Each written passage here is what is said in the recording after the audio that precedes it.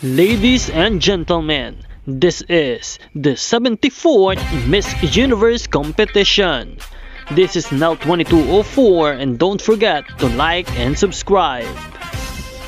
Magandang araw Pilipinas, nagsimula na nga ang live preliminary competition ng the 74th Miss Universe.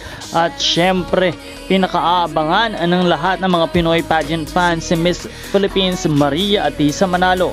Sa pagsisimula ng event, pinangunahan ito muli ni Miss Universe Arbony Gabriel na talaga namang super energy at sayang-saya sa kanyang ginagawa.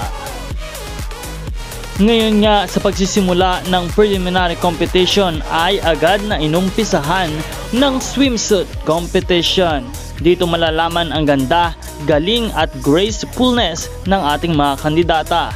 Inaabangan naman ng lahat ang magiging performance ng ating pambato na walang iba kundi si Maria Atisa Manalo.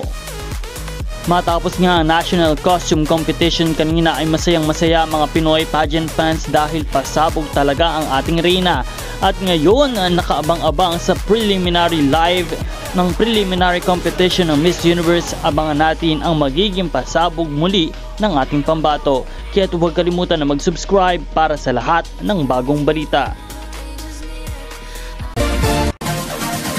Support your favorite candidates and leave a comment.